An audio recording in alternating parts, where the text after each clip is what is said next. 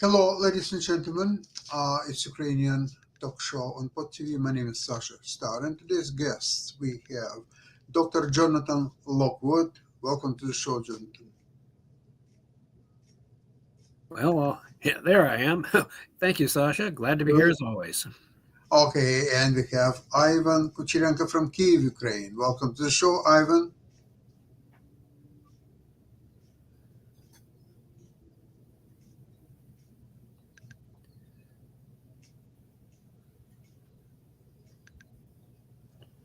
Very Yeah, at last. Hello, Okay, Sasha. Hello, just Jonathan. we just have broke, a lot of broke radio patience. silence.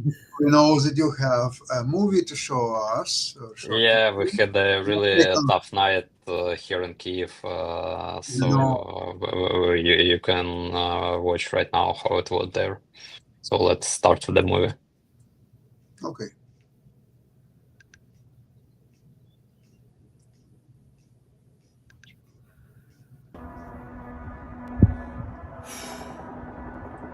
Whoa.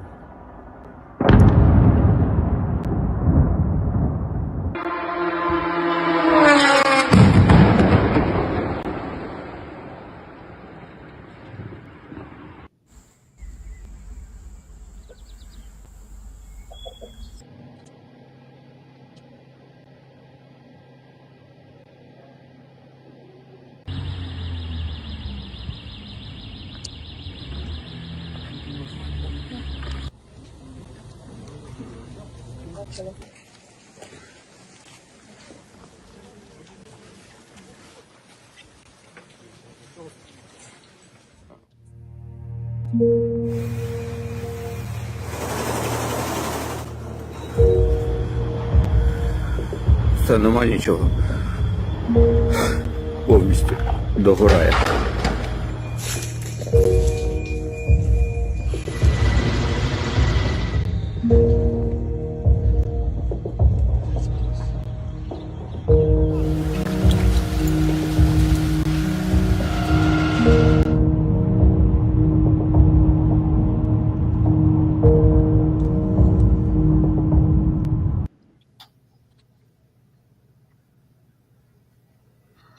It's horrible. I always wanted to ask the question, Jonathan. Maybe you can explain. You remember Blitz the Germans conducted over London during the Second World War, Yes, and there were enormous hits on the buildings and population. There were so many people dead and right. wounded and so on. Now it seems to me that with the Kiev is a different situation. The pictures look just as horrible, but there are much lesser number of dead and even wounded than in London. How would you explain that? Well, I would explain that from the standpoint that the Ukrainians have obviously learned from the lessons of history. They have prepared themselves much better. The population is the population is under no illusions about Russia's willingness to inflict terror and damage. They're under no they're taking it completely seriously. The Blitz, you'll have to remember, caught Londoners somewhat by surprise because remember, up until that point during the Battle of Britain, the Germans were focused on trying to reduce fighter command. They were concentrating on the fighters, and they didn't really realize the significance of the radar stations. Otherwise, they would have focused on the radar stations and actually blinded the RAF from being able to warn of coming attacks. But when the when Great Britain decided to bomb Berlin in a sort of a desperate effort to try to distract the Germans, and they bombed Berlin. It was symbolic more than really damaging, but it enraged Hitler and the Germans that the Allies would dare to bomb Berlin. That out of vengeance and a desire to try to break the will of the British people, they diverted their attacks. They stopped hitting Fighter Command, which they had them on the ropes. Fighter Command would have had to pull back if the Germans had just kept up their attacks on Fighter Command. They were wearing down Fighter Command, but it gave Fighter Command a breather. allowed them to regroup, and so it backfired on the Germans.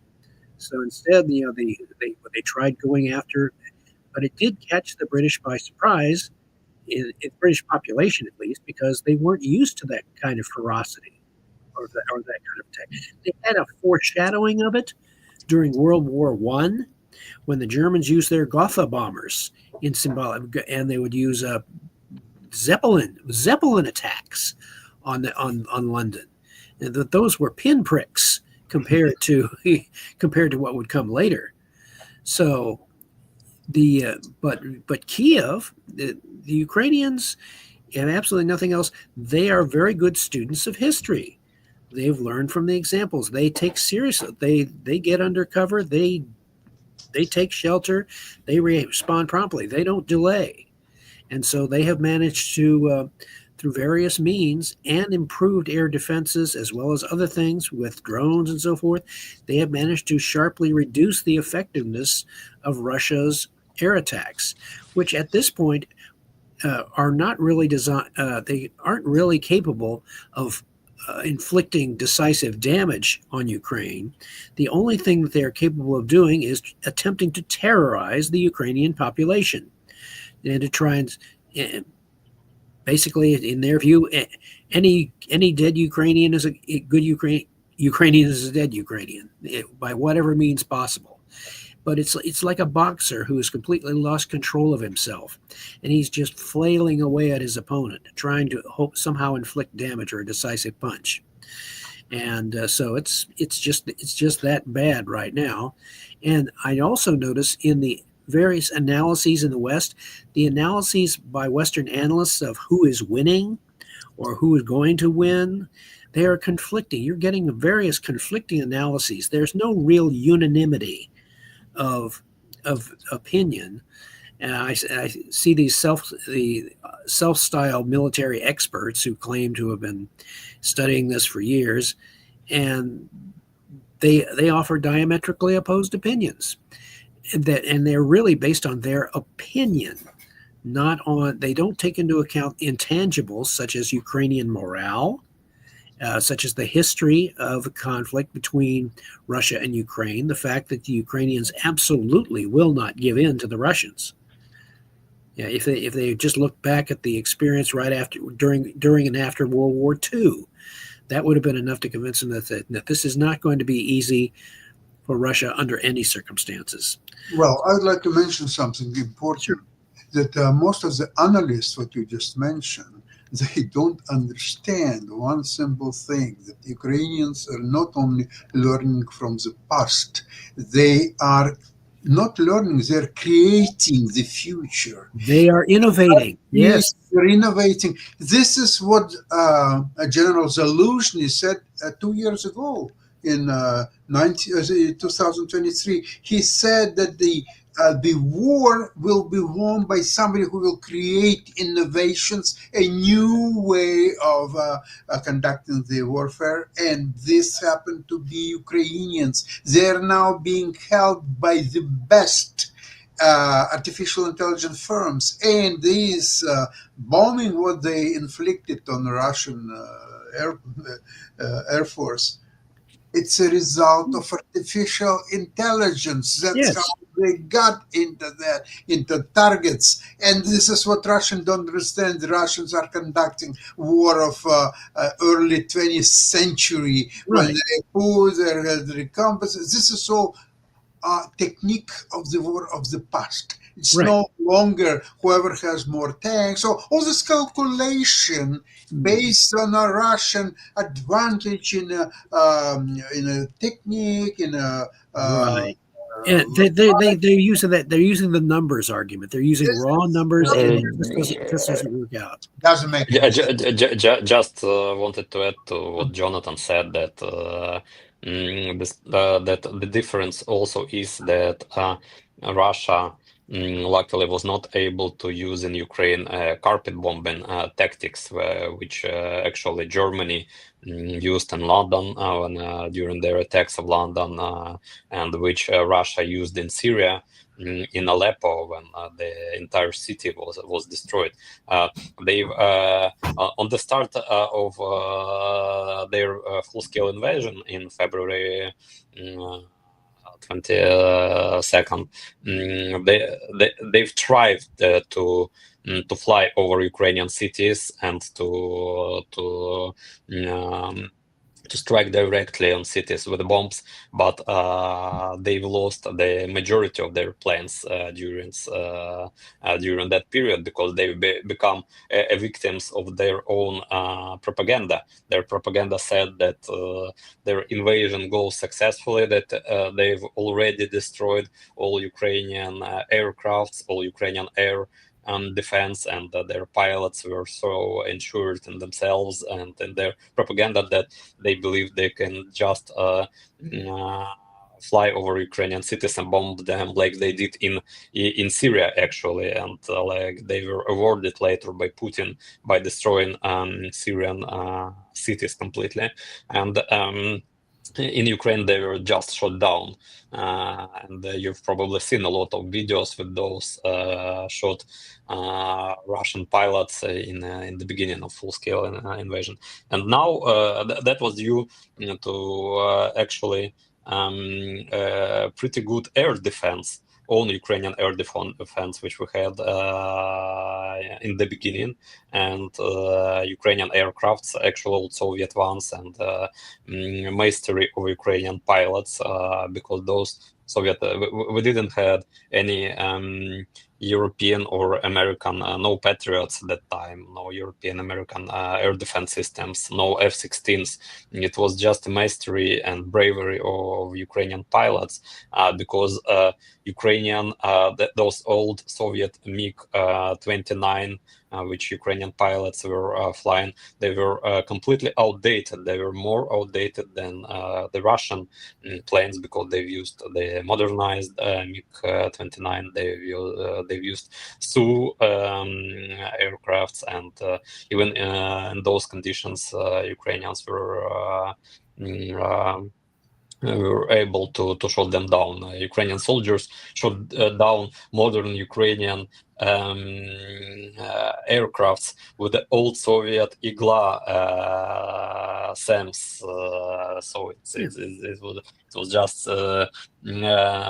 unbelievable. And now successfully we have, thanks to our Western partners, we have great air defense. Of course, sometimes we lack of air defense, and we can't cover all Ukrainian cities because Ukraine is big. It's a really big country, bigger than Baltic states, for instance. We are talking about Baltic states, but Lithuania is the same size as only Kyiv and Kyiv region, actually, and in Ukraine we have a lot of such regions. Ukraine is one of the largest European countries, actually, and unfortunately we are not able to cover all Ukrainian cities. So Russians are sometimes they're successful in their attacks, but that particular night, which I was showing you the video, they launched 4 ballistic missiles over Kyiv, and successfully all 4 of those missiles were shot down, probably by Patriot system, because Kyiv is covered by Patriot, and it's a really good system against ballistic missiles. And they've used over 200 Shahid drones, those technology which was supplied to Russia by Iran, and now Russia is manufacturing these drones. Yeah, but luckily their warheads are pretty smaller than the regular aircraft bombs, than the ballistic missiles. So of course they can inflict damage, like you've seen in this video. They can destroy residential buildings. They can. But they can't land a decisive punch. They can't. Yeah. They a great weapon of terror. That's why Russia is using them. Their tactics is to terrorize Ukrainians, and sometimes it works, sometimes it's not. But according to the latest analytics I've seen, over 60% of Ukrainians are ready to fight for any period it will be needed. They don't consider any deadline. They don't consider the war to be ended in this year, the next year. They're just ready to fight for Ukraine to fight till the real peace will be established, not appeasement, not a temporary ceasefire agreement with Russia, which obviously will be cancelled by Russia. They will provoke for another attack on Ukraine after this ceasefire. That's what Russia is good on. Tell me, Evan, is there still continuation of this peace talks between Ukraine and Russia, or it's kind of on and off, or maybe it's already finished business? What's happened there? The last meeting, I think it was last week in Turkey, in Istanbul, when Russia presented their so-called memorandum with their conditions of Surrender. actually it was a capitulation for Ukraine. Yeah. Of course, I think that Ukrainian delegation visited this meeting only with one point, just to make a laugh from Russians, because it was just the next day after that successful spiderweb operation. Yeah. They wanted to see the reaction. Yeah, they wanted to see their faces and just to guess what's wrong with their faces on that meeting. We still have cards. Is your opinion Ukraine preparing similar operations in near future? Hopefully, no one will tell you about those operations. And luckily, Ukraine is not telling. There was some information that Ukraine warned the White House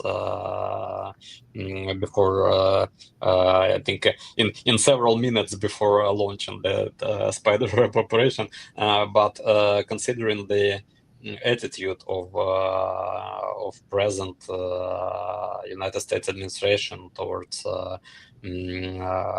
Russia, considering their ways of discussing the topics which may be in top secret priority, but they are just using unsecured messengers for discussing that, adding some random people to the chat.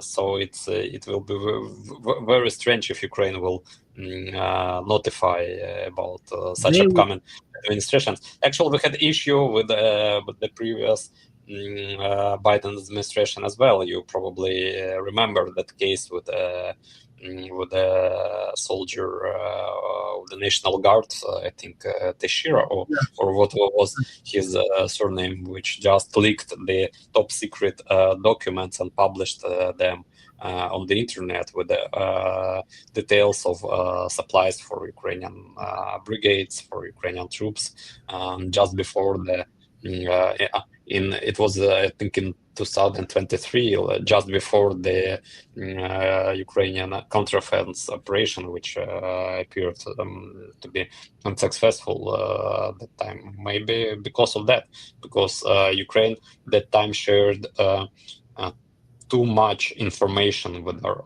allies. Now our officials, our government, our security services, they've learned not to share this information, and that's remarkable actually, because of course Ukrainian forces are infiltrated by Russian spies. We here in Ukraine, we every day read news about about several spies being captured by security service of Ukraine. Those were that were given tasks to spy over the Ukrainian forces, to prepare some kind of terroristic attacks, to destroy railroads, to destroy cars, to burn cars of Ukrainian soldiers, all that stuff. They are successful in hiring mercenaries here in Ukraine, unfortunately, because we have a lot of people, different people. Some people, of course, want some easy money, and they agree to work on KGB, on FSB, on Russia side, unfortunately.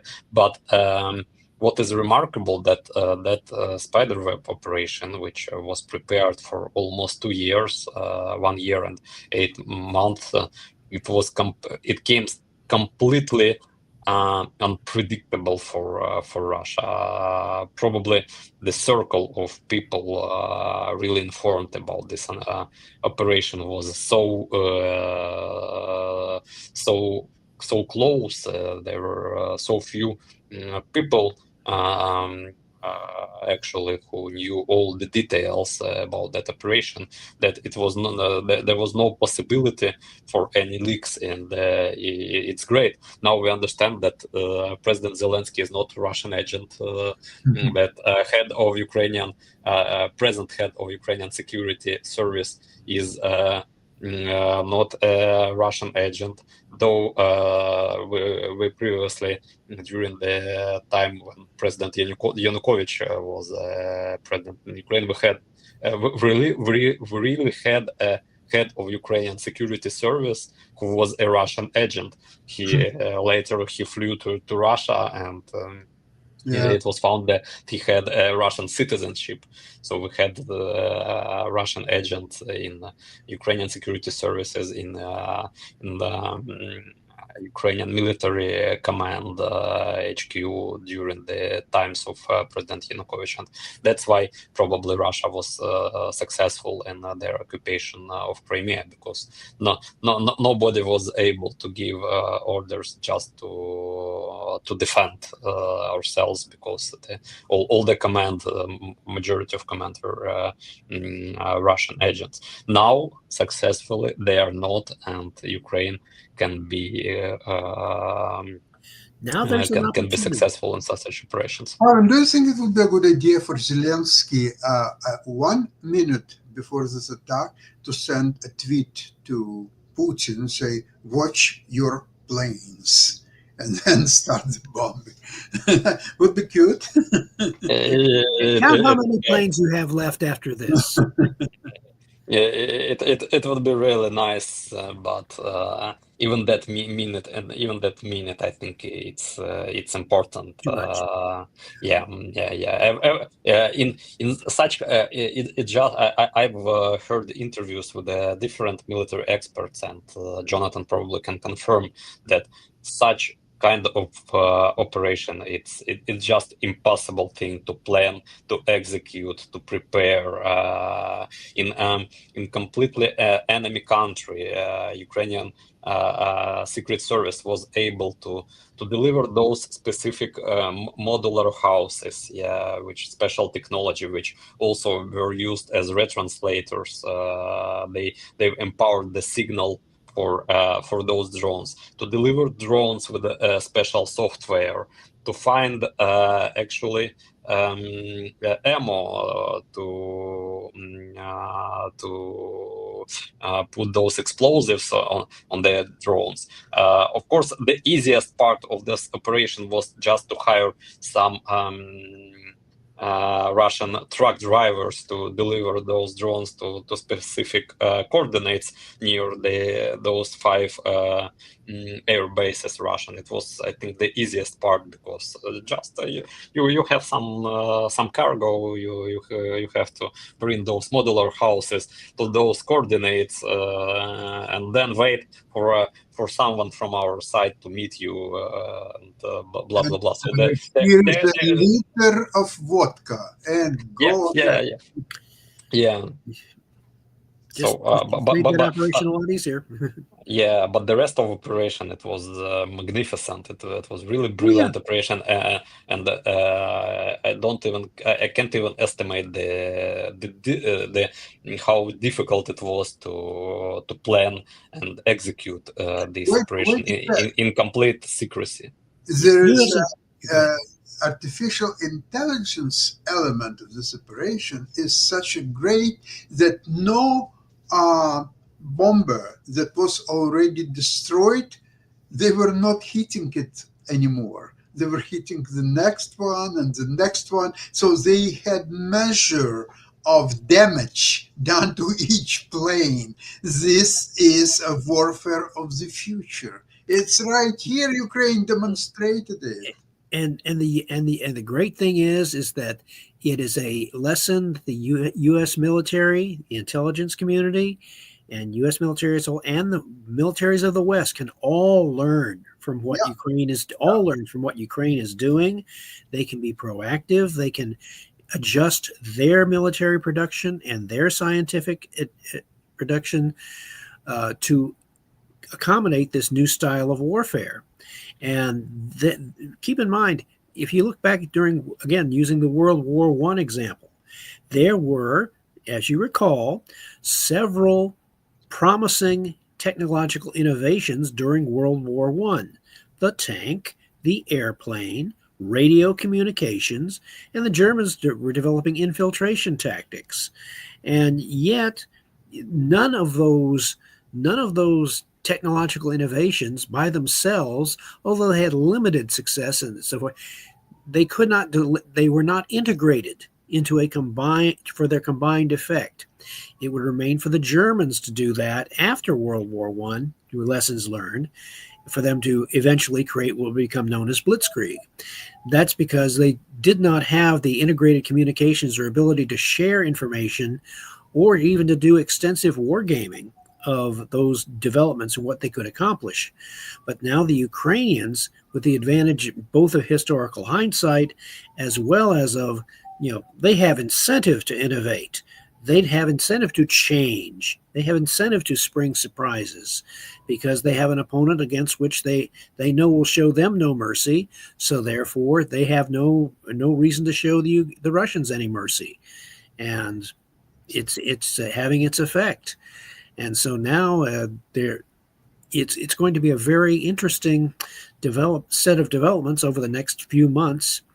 I am still anticipating, contrary to most of the other Western military analysts who are saying, "Oh, the numbers show that Russia is winning," and they fail again. They fail to take into account the great intangibles of history, those can't ever happen events, which change the course of military conflict. And that is how you get strategic surprise in the history of warfare. Warfare is replete. The history of warfare is replete with examples of where an opponent caught the other side completely by surprise and achieved a decisive advantage where people thought none was possible. yeah. Oh, this is an amazing situation right now, and I think very soon we will hear even better news from Oh, yeah. Ukrainians. I have no doubt. Stop to surprise us. And with that, I would like to thank both of you for today's program, and I will see you on Friday, same Yes. place, same time.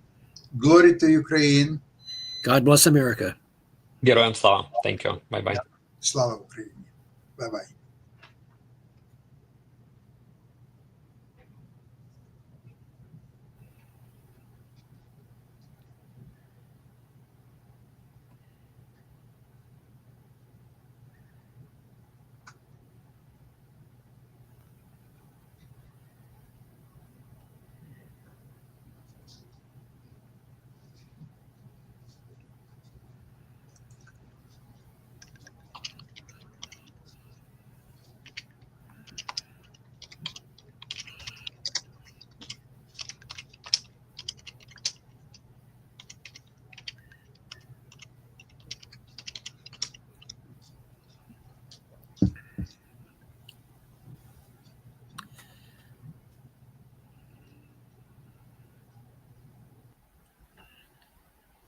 Well, there we Still goes on. go. This is ridiculous. Sorry. We keep switching sides.